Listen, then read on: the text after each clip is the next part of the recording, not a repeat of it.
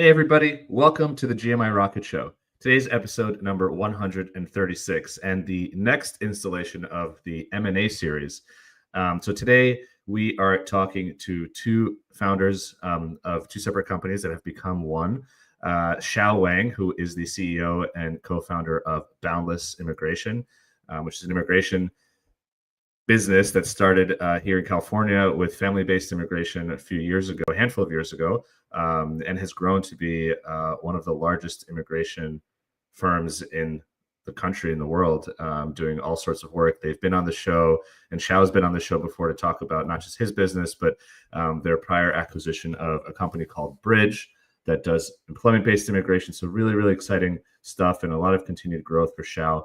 And then we have Hanna Asmussen, who is the CEO and co-founder of a company called Localyze, which effectively does European inbound immigration, similar type of company, a venture-backed business that helps individuals and companies with their immigration into various parts of Europe.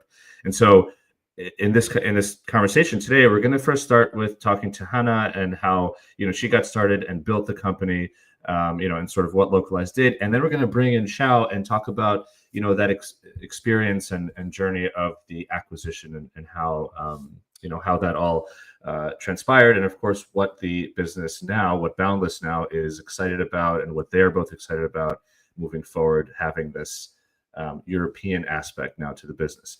I'm Roman Zelchenko. I'm a former immigration lawyer, and I'm now the CEO and co-founder of Laborless, which is an immigration tech company that focuses on H-1B visa compliance, and also the founder of GMI Rocket, digital marketing agency for the immigration and mobility industry, and of course, which brings you this show. Before we get started, I just want to say a quick thank you to the main sponsor of this episode, DocketWise. I feel like I'm throwing out a million different company names here, but 8 a.m. DocketWise. For those immigration practitioners that don't know, DocketWise is an end-to-end immigration case management platform that provides best-in-class immigration forms, customizable questionnaires, tons of integrations, including with my business, Laborless. They have great customer service. Really, what I love and appreciate about DocketWise is how much value they create for the industry. So it's not just the product, but they have an ebook, they have a blog, they have a podcast. They support things like this show to help hopefully bring information to the industry. So if you are an immigration practice in the U.S. interested in or just looking around and considering an alternative immigration case management platform, please check out DocketWise at 8am.com/DocketWise or check out the link in the show notes. Okay, so without further ado, Hanna, we're going to start with you here. And thank you so much for being on the show. I'm excited to talk to you.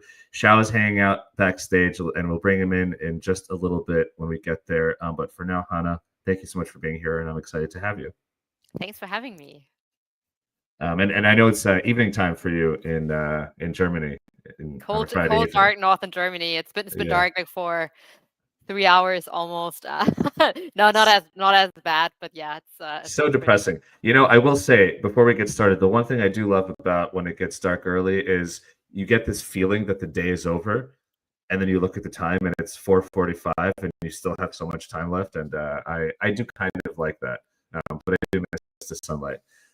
But anyway, I love to start these episodes kind of learning a bit more about the guest, right? So we will get to Localyze, we'll get to how that started, but I think it's really interesting to learn about the person, your background, a little bit of, your career, your education, who you are, right? Because I think we think it doesn't matter too much, but then when we start to connect the dots and look backwards, it always makes perfect sense that you are the person to start, the business that you started. So you're born in Germany, raised in Germany, right? Tell me a little bit about, did you grow up around kind of business owners? Was that ever a dream of yours, or were you kind of like a good student and you put your head down and did work and we're going to go on a traditional career path? Like, who was Hanna as a kind of a young girl? Yeah, I'll try and keep that keep it short. But yeah, it's probably a bit of an interesting backstory. Business owners, kind of, because I grew up on a farm. So like dad is a farmer, which is a business unit in its own. My mom is a teacher, and I grew up in a tiny village, so like as far away from like the international world, so to say, as you can think of. Even though I grew up 5 minutes from the Danish border, so like we live like in a border region. We that part like belonged to Denmark for some time. That's why I like also have a Danish last name. And crossing a border, even though it was like just between like Germany and Denmark, like was always like something natural when you wanted to like have a better hot dog, for example. But yeah, it was not that like I moved around that much when I was younger, but like somehow I feel like I got that urge quite early on. And like when I was 15, I decided to do a year abroad in Argentina. That was a school exchange, super interesting because I again like ended up in the middle of nowhere. Had to learn Spanish, which was great, and I think like that like really sparked my interest in exploring the world further. What can I ask you? Because 15 years old to go on, to do a year abroad is, I definitely was not making those decisions at 15 years old. I just wanted to go play basketball after school, play some video games. I mean, the idea of me personally wanting to go around to a different country, different part of the world. Did your parents drive that? I mean, did they recommend it, or was this really of your own volition and you thought this would be a good idea? Yeah, my parents were not so happy about it. It's a Okay. bit funny, like also now, like thinking about it retrospectively, and also honestly now I get them. Like I had a baby last year, and like now thinking about like sending her to Argentina like 14 years does not make me happy. But it was funny. We had there was a guy a couple of years older in school, and like he went to Thailand, and like he just did that speech like in front of the school, like where he talked about this exchange, and I was like, oh, that's interesting. And I think like a lot of people went to like France or some like even to the US like for half a year. But I wanted like something different. And there was also like something, of course, German bureaucracy. It's always like when depending like when you go in school year, you're like more or less likely to like have to repeat a year. I didn't want to do that. And so it was more convenient to like actually go somewhere in the Southern Hemisphere, because then you have like half a year before you like enter like the last years of school. And then I didn't really care where, like Australia and New Zealand was like very expensive. So it was like, I could go to Argentina, South Africa. I think like Thailand was like even on there as well. And then in the end, like the organization basically chose for me. And like also said that because I grew up like in a village, they didn't want to send me to Buenos Aires. So I ended up like it's literally like the middle of the country, like 30,000 inhabitants. It was a great experience. Wow. And you did not know any Spanish going into it. So you showed up 15 years old, you immigrated for the year, don't know the language. The only thing that's familiar to you is it's a relatively small town.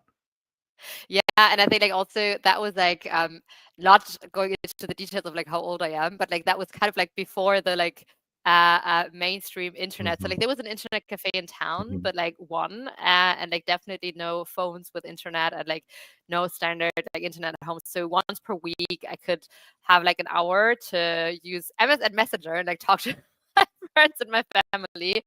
And I also literally like had a dictionary. So like when I wanted to like talk, I had to like look up every word in the dictionary, but it makes it really quick. So it was probably the best, like the most efficient way to learn a new language. Yeah, wow, that's incredible. And so you went to school there, 15 years old. Do you feel, just from a standpoint of kind of the people around you, obviously you're different, you're an outsider, and this is not, Buenos Aires where they're used to immigrants. Were people accepting of you? Were they kind to you, or were they did they make you feel like sort of an outsider? Do you remember? Yeah, honestly, it was only positive. Well, like let's say 99% positive. I was a bit of a I appeared like in the radio, in the newspaper, and like so that I was like definitely a bit exotic. and people were super nice. Like the hospitality, just like how welcoming people are. I think like also like family and friends just like play like a huge cultural factors, and that's why from that perspective was great. The only negative factor back then was like that there was still a, because of course like with Germany's past, like that was like still something like that you were presented with quite directly, and like in our, like people did not have that much of a filter, and like as a 15-year-old that was just like something like having to like navigate that was not easy. But like otherwise I really have to say 99% was extremely amazing, shaped me in a super positive way, so I'd always do it again. Yeah, I mean, that's so wonderful because so many, immigration is hard, whether you're 15 or 55, just moving to a new place. And I wonder, just thinking out loud, if moving to a small town like that is actually better than to a big city, because in a big city, no one will pay as much attention to you. And here, you're obviously a young person. And so they're hopefully will want to take care of you and help you out. That's, Yeah. yeah, anyway, that's interesting. So you went back, obviously back home to Germany. You finished your high school. You went on to university. Now, did you want to do anything with, it's international related? I mean, this is such a powerful experience for a young person. It can shape the way you think and how you think about the future. What did you kind of go into university wanting to do? Because I know you ended up having a career that was somewhat international before you started Localyze, but is that what you were thinking right up front? Not really. It's also sometimes like hard to think back, because of course like in the end like it all falls into place. I was dating in school, I always like had the issue that I liked a lot of things and like was like generally good at everything, but like not a superstar like one thing. So like it was clear that that was like my path. I was like sucked at art. Like that was like never. I have a terrible handwriting. I'm not an artist. I also cannot sing. So like, and I'm not super sporty, but like everything else was like kind of like okay. So I did like science. I did like economics. And then I was rather, wasn't too decided like what I wanted to do, and so I chose like something that was a mix between engineering and business, and with focus on renewable energy. But like it was a bit random. I think my brother had, like studied something similar. It was like considered something that still allows you to like do a lot with it afterwards. And then actually my brother ended up like working in development aid for quite some time. He lived in Laos for 7 years. Wow. And he's about like 10, 11 years older. So like that was like also why I was like still studying. And so that was actually something that I became super interested in, like because I loved Latin America. I always wanted to go back, was like studying something with like renewable energies. And like then I kind of like got into that field of like um, doing like renewable energies abroad, also adjacent to development aid. And so I kind of like also initially ended up in development aid, worked abroad. That was like all still during university. But I think like then, yeah, I just like decided to leave that field because it was tough to work between like two governments. And I think like realizing like how much like that sometimes like limits like the impact that you can actually have. But otherwise, super interesting field. Do you think your brother, I was just thinking about this as you're sharing, do you think you and your brother, I mean, given that you kind of grew up on a farm and you had that experience, were more drawn to something, that supported rural communities in other parts of the world? Because you knew what that was like in Germany, versus a big city person trying to step into a rural community. They don't think that way. They didn't grow up that way. I wonder if that shaped you guys a little bit. Yeah, it's interesting. I feel like definitely what shaped us, like because both our parents, like my dad has been a mayor of like our small-ish village, but like has done that for like 30 years. And it's more like a side, like it's not a full-time job. Like you do that on the side, it's more like voluntary work. And they always like did a lot locally, and so I think like that's definitely something we got. And like my brother also did now he actually like took over our farm, so like he also did there's like a vocational training that you do in like Germany for farming, and like he did that before he studied. And so like in Laos he actually was working in like development aid with like focus on farming, which is super interesting. But yeah, we both have like weird career paths. So I think like it's just that we generally we love to have like some degree of like independence. We also love to like work abroad and like do different things. And so I think like there it's like kind of like both managed to do that in like very different ways. So I know after university, after your bachelor's, you went on to get your master's degree as well. So you kind of focused on engineering and development, kind of environmental sustainability, which overlaps with development. Can you talk a little bit about that? Because I know you spent some time in Shanghai, in China. You went for an internship. You also did an internship. Yeah. Where else abroad? Dominican Dominican Republic, which Republic. sounds more fun than it actually was. Right. You were not in a resort the whole time. Yeah. No, unfortunately not. Yeah, no, I in China I worked at the Chamber of Commerce. They had like a green energy and a green building sector, which is also very, very interesting to like see. That was like more, it was interesting because like that was of course like more of a connection to like also businesses. And both were like stations that I really enjoyed. One was at a like wind energy like project planning company, and like just learning how I think like also the kind of like cultural aspects like really play a role like in business, and like how they influence like how people are doing business, like what is possible, what not, the complexities. And I think like also of course like I had like my personal integration like when I moved somewhere and like had to organize everything, but like then also learning like how is business done. And I think like then also because I often worked with companies that like came from abroad and settled in another country, also like learning about like the challenges that they encountered. I would say like that was like those are like my first real like touch points with the challenges of like immigration and like people moving, and like those aspects that you also get like through globalization, like companies being more and more international. And so tell me a little bit about, because that makes sense with the work you're doing, but the practical aspect of you moving. I mean, let's think about it. You eventually ended up building a business that helps people relocate internationally. And you had that experience. Maybe at 15 years old, you probably didn't have to deal with too much. I mean, you were a child, you were a teenager. But now you're doing these programs as a university student. You're traveling to China, you're traveling to Dominican Republic. What was the immigration process like? Because you clearly you had some experience that made you think, okay, there has to be a better way to do this, because this was either challenging or too much pressure on you, or opaque, right, and not a very clear process. So what do you remember about that sort of the administrative aspect of the immigration process for you? So like definitely the first sparks to founding Localyze came from that time.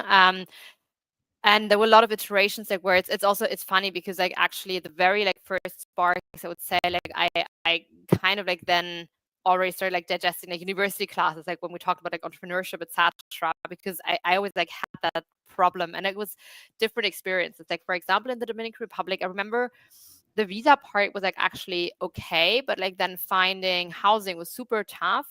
And I only later realized that a lot of people, or like basically everyone, like just lives at home until they get married, and like then they move out. But like shared flats and like kind of like the system that I knew from Europe was non-existent. So it was I later on like found something on like couch surfing, which was a bit in the end like great, but like weird initially. And then in China, I was lucky. I had again like Latin America helped me because like I had those fantastic Colombian roommates that I could also speak Chinese. That reminded me that I had to register with the police, which like I completely forgot. And then like helped me with the process, because like otherwise without like speaking Chinese, I think like would have been tough for me to manage. And I think like also then I had a funny encounter with the US when I was in the Dominican Republic, because I wanted to participate in like Model United Nations in New York. But while I wanted to like board the plane in the Dominican Republic, they told me that my ESTA was canceled because like, my passport was reported stolen. And then followed like a week of trying to like, because like I had my passport and like something accidentally like had happened. But like once your ESTA is canceled, like you cannot get it again. So like that I had to like get my B1, B2 within a week in the Dominican Republic. And that was a very big challenge. Like in the end, I I was in touch with like Homeland Security, with like different like police stations in Germany, with like the embassy. I tried to like get a letter like from the UN actually like to support me, like to actually get an appointment. And so that was a nightmare. And like since then, well, like now I got a new passport, like now it's better. But like for a very long time, like I was always called to secondaries afterwards because I had like some kind of like weird flag on my passport. In the US. Yeah. Yeah.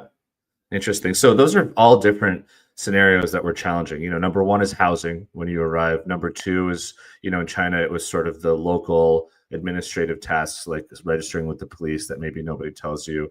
In the US, it was dealing with getting a B1, B2 and ESTA cancellations, which is really a broader relocation challenge, right? It's not strictly quote unquote immigration paperwork. This is the challenges. These are the challenges that arise around moving abroad, right, for any period of time. So I know that you kind of, you know, so I guess this idea was cooking in the back of your mind, and you graduated obviously from your master's degree. You went on to work in management consulting, and I'm going to start to bring in Xiao soon. He's been very patiently and amazingly waiting backstage, but this is something that you guys actually have in common. So I want to ask him about it as well. You know, you went into management consulting, which is amazing because you get this really broad experience. You get this broad purview of how businesses are run and how to fix them. What did you learn about during that period of time that you kind of effectively took with you eventually when you would build Localyze? Yeah.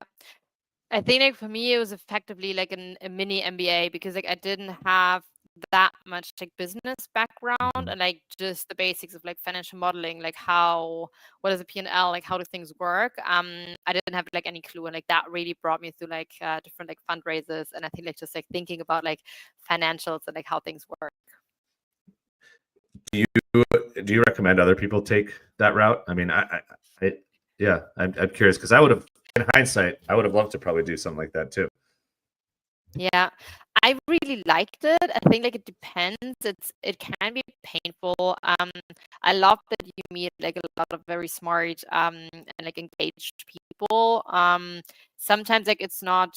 I think like well, consulting firms like are working on that, but like depending on where you are, it's like not always like the most diverse place. And I think like that's like something that's not easy to like see, okay, like how much of a like existing network like is there of like people getting into it. But I would like always do it again. I enjoyed, I learned a lot. It was like really intense, but I do think it had a very positive impact on Localyze as well. And so I guess you're doing management consulting. You were at the Boston Consulting Group, BCG, based in Germany, and then PwC, based in Germany. Now, for about 2 years, I guess, right, a little bit over 2 years. At what point did you think, okay, I've got this idea, right? I have had these experiences immigrating and moving around the world. I've seen some challenges. I mean, it's one thing to have an idea. It's another thing to leave a great job that's paying you hopefully decent, you know, it's stable, et cetera, and start your own business in an industry that you're not theoretically an expert in. So, you know, do you think that, like, how did that moment come about where you said, you know what, it's time? I mean, I'm looking at your October 2018. You're telling your manager at PwC, I've loved it here. I've learned so much, but I have to go and spread my wings and do something. What was that thing that kind of, you know, pushed you over the edge? It's interesting. I would have loved to say like it was okay, I just like believed in it like so much, like wanted to do it. But you know, like how Germans are like risk adverse. So there's like actually a like 2-year period. Like when I started BCG, like pretty much like the first like 1 or 2 months, I already requested to like be able to like do a side job again, like another funny bureaucratic thing you have to do. And so like, and that was October 2016. And so like for quite some time, I've been working on it like on the side together with my co-founders and like really trying to like figure out what is it that we're building. There's like government grants that you can get to like get a like smaller like salary substitute on the side. And like because I didn't have any connections to like the tech world, I didn't know like how to get funding. So like that was basically like my best shot. But then the application like it just like took ages and like for us to like refine things, etc. And at PwC, I worked part time, and I started like working on Localyze already.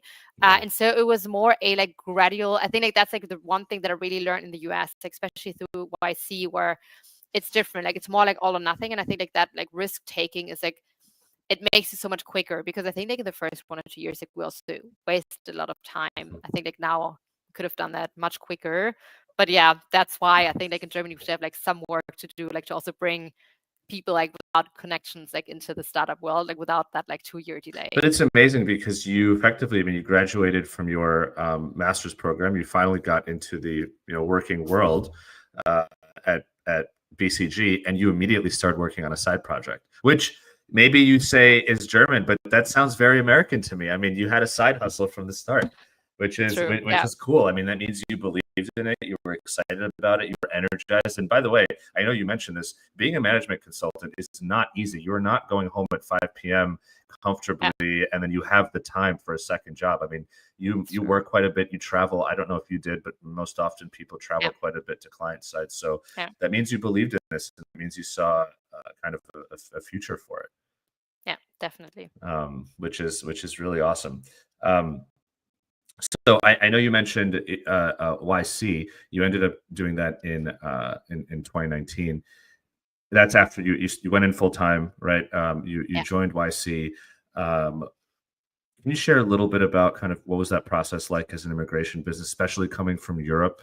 I mean, you're coming into Silicon Valley, kind of startup capital. Every coffee shop you go to, everyone's talking about their next billion-dollar venture, and you are a risk averse, as you've said it. German, did you feel at home? Did you feel excited? Were you kind of nervous or I was not nervous enough. Like now retrospectively, it's also funny. Like I think like the risk adverse, like that's like one of the lesser disadvantages. I think like our non-ability to pitch is like really like the worst thing. So like a demo day was like not my strong suit. But so like we went in completely naive. We didn't and like also it's a bit embarrassing. Like I just randomly saw a YouTube video of YC at some point and was like, oh, they have like great content, like I can apply. I didn't know the magnitude of like what YC actually like is in the startup world. Like completely obnoxious, like just and then for the first we applied twice. For the first time we applied, I were invited to a video interview, didn't get accepted. And we like told people around us like who actually had been like in the startup world, and they were like, oh yeah, but like everyone like gets a video interview, like doesn't get accepted. And like we got an email saying, oh, you were among the best like 10%, like you can apply again. And we're super proud of that. And everyone was like, yeah, no, they don't like really mean that. And we're like, do you actually know like what you're applying to there? And then for the second time when we applied, we knew a bit more what we were getting into, but like we already had like customers who were like a bit more okay, like this would be painful to like actually go there. And then we got accepted. And I think I still don't know like why, because like also they interviewed us twice. We got called in again. They had like a lot of questions. I think like what we were really good at was like the customer obsession. Like we thought so much about like the problem, had like a lot of passion, like had some really good like first customer feedbacks, like paying customers. And they thought like it was an interesting take. But like then also when we joined, we didn't really know like the speed and like how people approach things. And like then you sit together with all of those other founders who like just have a very like different like speed and like way of doing things. And like it was summer in Europe, nothing was moving, like there was no chance for us to sell. So basically like even though before our revenue was like our like small scale revenue, but like was going well, but then during YC it was like not growing that much, and we were like, yeah, it's fine, like it's European summer, whatever. As an American, like you would not accept that. Like you would just like say, okay, like what is like whatever, like I'll sell to my grandma, like I'll I'll try and like solve it. And so the partners did not love us. Our demo day was like not great because like we did not do a good job at like pitching. But it was such an incredible learning. I loved the time. We met incredible people. And I think like they really like change our trajectory, because like just learning like how different things can go and like how you can like quickly pivot and like think about, okay, like US immigration was already hard. Like think about Canada, like just go there for like 3 weeks, just like do something. That energy was like something I really loved. It's amazing because, by the way, you also get that realization of how startup businesses can be run in a different environment. So I actually really appreciate the European model because then it's not as stressful. But at the same time, if you're coming from the European side, sometimes maybe it's possible to get a little bit more. I feel the same way. You relax a little bit more. And then you go and talk to people that are just working day and night to grow this thing. And you're thinking, okay, that's how you can really get ahead. So it is nice to see both. Before we continue, I just want to say, and we're going to bring in Xiao because it's time, but I do want to say a quick thank you to the second sponsor of this episode, Lawfully. So Lawfully actually started as a mobile app to help individuals track their own immigration cases. And they've helped over 2.5 million people track over 6 million cases to date. But actually last year, they saw that there were some people who were tracking hundreds of cases, individuals, and they looked them up and they realized that they were immigration professionals, legal professionals. And so that realization turned into what Lawfully is called Lawfully Pro, which helps immigration firms and in-house teams and nonprofits stay on top of cases for their employees and members and track cases across USCIS, NVC, DOL, EOIR. Those are U.S. Agencies for anybody listening, not in the U.S., and to help address that. So Lawfully helps over 120 organizations, including small and mid-sized law firms, nonprofits, and corporate teams. So for anyone here who's listening and is interested in checking out a tool that is specifically focused on case tracking and is mobile first, check out Lawfully Pro and check them out at Lawfully. That's LAWFULLY.com. There's also a link in the show notes. So thank you to Lawfully. Okay. Xiao, thank you so much for being patient. I'm going to bring you in right now. You have been just quietly listening, but I think it was really awesome. And, as I was looking through and talking to Hanna about this sort of management consulting thing, it did make me think about how you also, have a little bit of a background in that. I kind of want to start with that. If people want to learn about you, we have a wonderful episode that you and I did. Now it's like been 4 years or something. We were talking about your background and how you started Boundless. And of course, you were on the show again with the Bridge acquisition. So I kind of wanted to jump in. What are your thoughts about the whole management consulting thing, like preceding the launching of a startup, of a company? I think Hanna hit up some of the notes, right? It's like a phenomenal training ground, which is, it's almost sad because I'm not sure if this training ground will exist moving forward. Right? Because there's so much of what I did as an analyst that you could write a prompt or an agent to do today. But it's the act of doing that, right? And it's the work of being in tight daily coordination, receiving daily feedback and like hourly mentorship from the people around you, in these kinds of high pressure, high stakes, tight timeline environments that sort of shape your ability to think and operate, and then later analyze now the outputs of our lovely AI friends to see like how they're how they're actually doing. And so, I think I'll just speak for myself, for other people, but like, it's one of those jobs that you like see as a job for people who don't really know what they want to do in life, right? But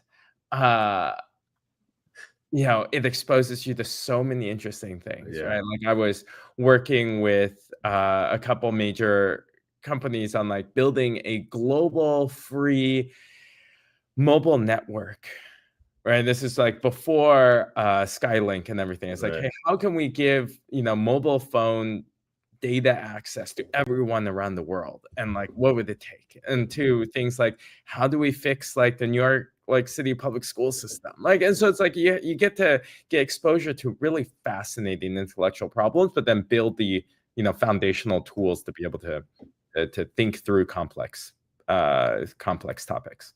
Yeah. And it's interesting. After I stopped practicing as an attorney, but before I launched Laborless, I took a job at a company called DTCC, the Depository Trust and Clearing Corporation. If anyone here trades stocks, they might know what they are. But otherwise, it's sort of like this nonchalant fintech company based in New York.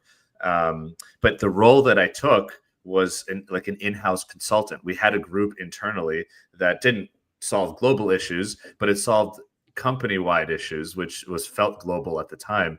And same thing, like I'm so grateful for that experience, because I got to work, with the marketing team and with technology and with product and with legal in Europe. And Hannah, when GDPR laws were passed, I remember being in a meeting with a bunch of product people in New York, and we had our European counterparts on the screen. And I remember the product team asking the legal team, "Hey, did you guys look through the GDPR rules yet? Because we need you to interpret them and tell us how to build that into our products." And I remember thinking, I already had the idea for Laborless in my head. And I remember thinking, like, wait, that's all it takes to build a legal technology solution? You need somebody to understand the laws and interpret them, and then give that interpretation to technology people, and they just build it? Like, is that what it takes to start a company? And that was actually the spark for me, because I'm like, wait a minute, I'm the lawyer and I know the rules that I've looked at already and I can interpret them. I just need a tech person to help me build it. And so then I went on like this journey to find the tech person and build it. And so that to me was also pivotal in terms of, and it came in this sort of consulting environment, even though it was in-house. So I asked both of you that question because I totally agree with you. It's a little mini MBA, high pressure, high stakes often, but that's how you learn. You condense your learning into a short period of time. So Hanna, I know you launched, you went to YC. Tell me a little bit about what was Localyze. What did it start out as? And then we'll sort of get to how the two of you connected and how Localyze grew, and then eventually how the acquisition happened. Yeah. So like when we started out, I think like it was interesting, like also because I talked like so much about like the relocation aspects, like that I found like painful. It was like we did not originally start out like as like we want to do immigration, like we wanted to solve people like the issue of like that people have like when they move abroad. Like my core hypothesis was like always it's like all around like having the right information at the right time. And like if you are a young person, like you don't need like another person to like show you around, but like you need the right information. And so like we actually went to our first customers and like we're more focused on like the whole like settling in and like integration aspects. But like then they said, we're not going to pay you for that. Like we need to like have immigration solved. And like also like back in the days, like 2018 in Germany, there was like not, especially for like tech companies, like there was not that much out there in terms of like solutions for them. And like we just like really shaped like what Localyze was like based on that feedback. Said like, okay, we'll solve immigration, but like we always wanted to like go a little bit deeper to like really, even if the company like didn't pay for it, like we always did like smaller things, like we at least like had like offers around like, okay, like where can you like find housing, like a little bit of like information about the cities, etc. And we're really focused on like tech companies, and I would say like really the first like 3-4 years, all of our customers were like other like growing tech companies. Started in Germany, but like because like Europe countries are smaller, like you need to like expand faster. But yeah, core focus was like immigration plus to like tech companies in Germany. And these were tech companies that were moving their employees around into Germany, and then eventually, I guess, across Europe, right? And so, I know, by the way, how did COVID impact you? Because COVID shut down borders, but I know in the US, immigration continued on, not because people were coming into the country, but because there were so many questions, there were so many renewals and extensions. Did you have a similar experience in Europe as well? Yeah. Quite similar. I think like then first, it was actually more like that investors were the bigger pain to like deal with, because like they like a lot of them were saying, oh, like now everyone like can work remotely, like no one will like ever move again. But I think like the numbers like started showing pretty quickly like that cases were like added, cases like took longer, so it was like more painful. Like we had to invest more time into like the processing, but we actually. Yeah, I think like their case volume, like because also I think like in 2020, like 21, like it started that like tech companies that were getting a lot of money, were hiring a lot. So like we actually started seeing like a very positive development on volume pretty quickly. Interesting. That's Xiao, did you see something similar? I mean, I know, Boundless was also around for a few years by 2020, 2021. Did you see COVID sort of shift anything in the with the business? At that point, we were only family-based immigration, and Right. so I think what we were as the most popular website for information was that we just got in like a massive spike in the amount of questions that people had, right, around like how does X or Y impact them, and so that's what we're spending a lot of our time like helping people through, even if they weren't for a few months, crossing the borders, if you will, as often as they were previously. I think that's such an amazing, and content marketing is important, but you think about how you set yourself up for success. You were first and foremost a source of information, right? Like that was the first thing people say about Boundless. Oh, I see them all the time. I look up. I have a question about immigration. There's a blog on it from Boundless, and so you kind of set yourself up for that. And then in this crisis, the thing that people needed most was information. Yeah. And you were the source of information. And so it actually, it's amazing. I mean, I think that to me, that's a lesson for companies. You never know if things are going well and business is going well because the circumstances are positive, great, but they're not going to continue that way. So it's like, what can you do for your business to set yourself up for when there is some sort of a crisis that happens, when there is a drop off in funding, in business and whatever, how can you set yourself up for success? And I think content and being helpful in a way to everybody is one of the key ways of doing that. So I think I love that as a kind of a lesson. So when did you guys overlap? Because obviously, post-COVID, Localyze is growing. You're helping businesses, you're helping startups into Germany, into Europe. Boundless, you were doing incredibly with family-based immigration. I remember you started to get into a little bit of the business side on your own. I think you were doing TNs for a little while, right? And B1, B2 kind of for business visitor visa. And then there was the Bridge acquisition, which brings in this whole separate kind of side, which is helping companies with their global mobility programs, the relocation of employees, still US focused. Okay. How did you guys both cross each other's paths as, a European company, an American company, now doing similar things? I'm very curious to hear Hanna's take on this, but for us, so I don't think I've ever asked you. For us, it was like as we were helping more and more business customers and corporations, and as especially post-COVID, the proliferation of async tools, of video conferencing, like companies were more comfortable having folks around the world, right? And thinking about opening up offices in other places. So as our customers continue to grow, we were having this issue where, like, sure, we can do any country to the US really well, and we're actually taken care of. But the moment you want to move someone to London or to Germany, we would have to hand you off to a partner. And of course, we had a network of global partners in every country around the world, but that's a fundamentally different experience, right? And something that we had less control over than doing it ourselves.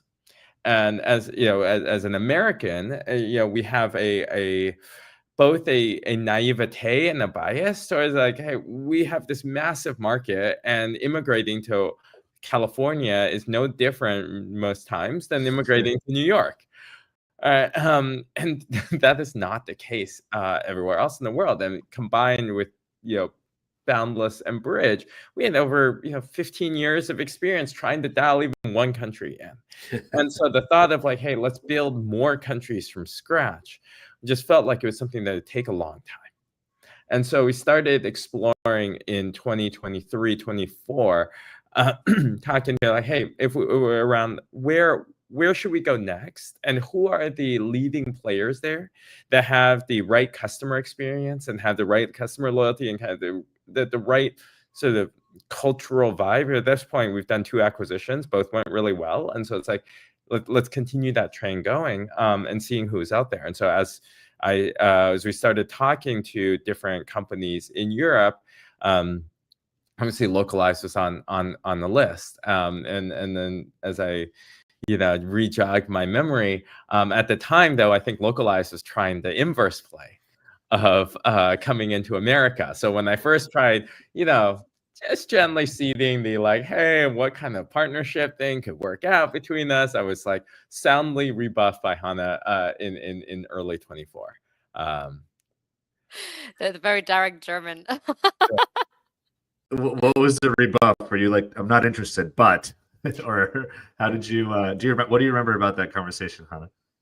I don't remember it, but I don't remember like what I wrote, but I think like they're like it's true, and I think like it's actually funny because I think like Xiao is like definitely smarter about like realizing like upfront like that building like all those new markets like takes like time, it's like painful. I was too naive, and like because like we tried it with the US and like we spend a lot of brain power and like energy on it, but like it's tough, and like it honestly it was too tough. I think like for us to like, because like, we're still expanding in Europe, like we are going up market, like trying to like diversify away from like tech only companies, because I think like in Europe there's super interesting opportunities, like also like up market enterprise, like blue collar, etc. But then like kind of like doing the US as like a side endeavor, when you're like still a small company, is not a great idea. And so I think like for us, like also that was like a realization that I like that needed some time. And so that's why I think like a lot changed between like I'd say early 24 and like then like later 24 when we like started talking more in depth. And I think like also one point like we can get like more into that like later on. But I think like really that like cultural aspect, like we did have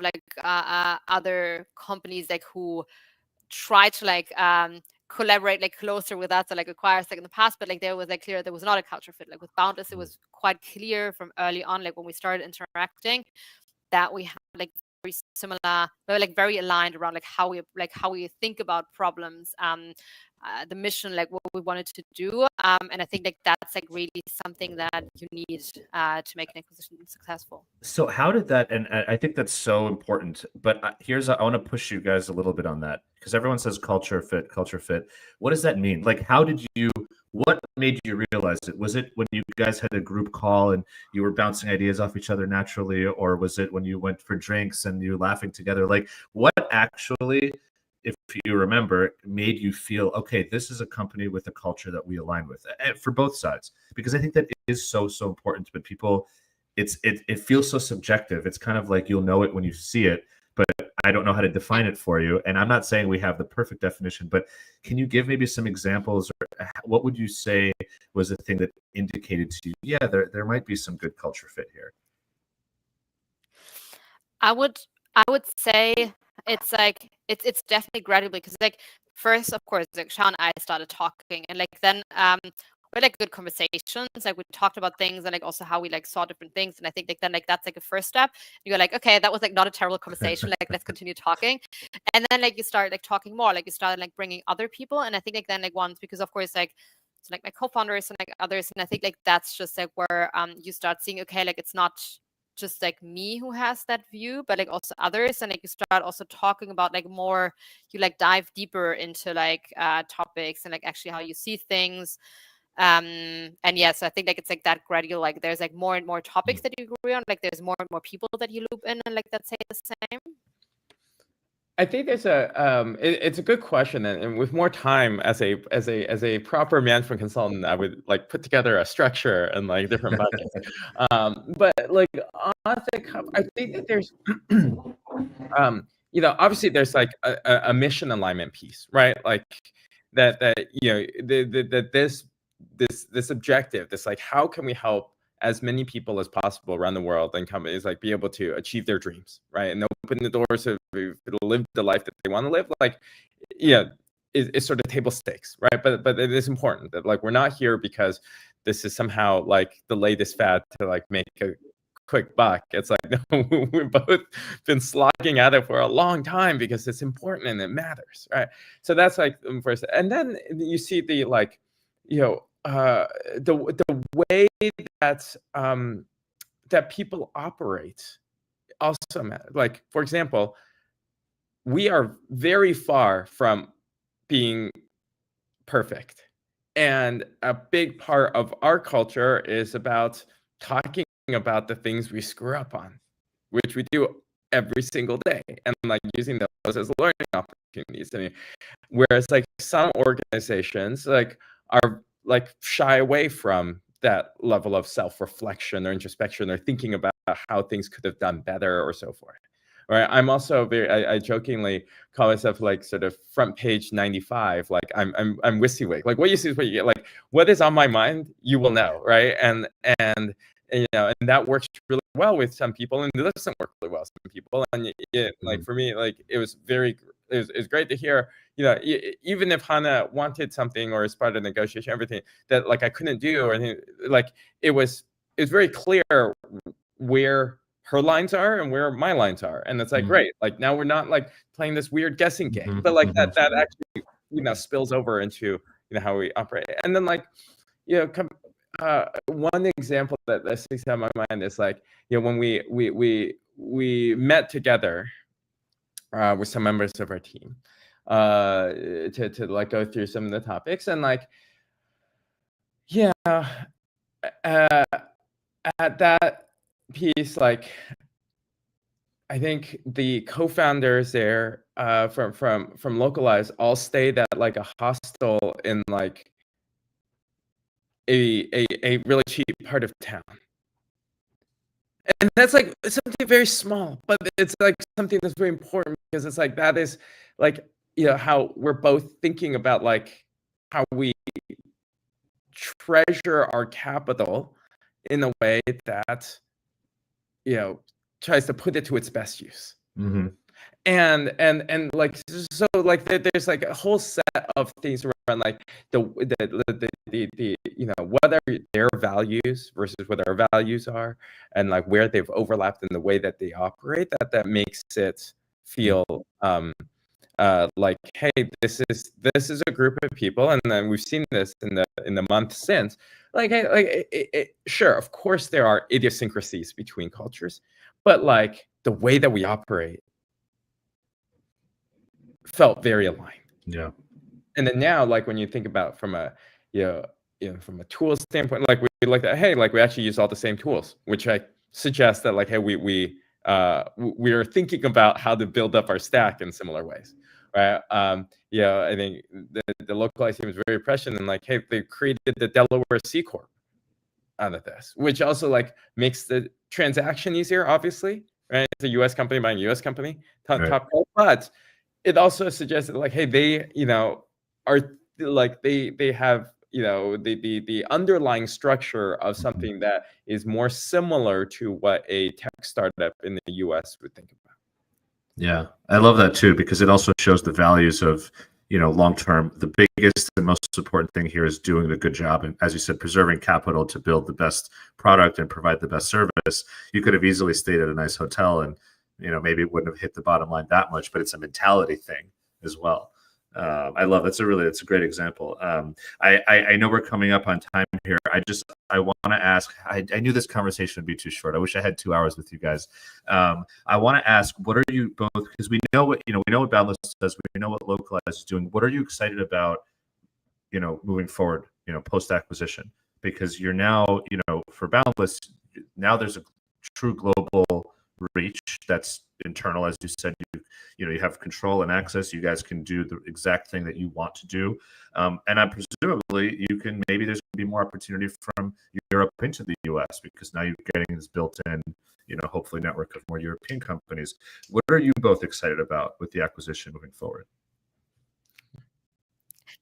Hanna, you want to start? I think like for me, it's like really we've struggled like such a long time with like building out the US, because like we knew it was important, and like we put so much effort into like going up market, into like being able to serve like multi-country, like bigger enterprises. And I think like that's like where there's like a big opportunity. And I think like also with like the tech approach, like the software that we're bringing, I think like there is like something great that we can do. And so like right now, that's so much closer to like where we were a year ago. And I think like also honestly how long it would have like taken us. So I think like from a go-to-market perspective, and like the companies that we've like tried to like creep closer to for a long time. I think like that's now at our doorstep, and so I think like that's something that I'm super excited about for next year. Yeah, and like, yeah. I jokingly say like it's inevitable, right? The whole like we are going to become the leader in helping millions of immigrants, like, but I would also like to see that world before I get really old. And so like the same idea, it's like this just like accelerated the timeline. Right? Which is like, that's the fun part. It's like now it's like things I would have done in 27 I can do in 26. Things I can do in 28 I can do in 26. And so the idea that we are now both actively having conversations with public companies, with large scale enterprises,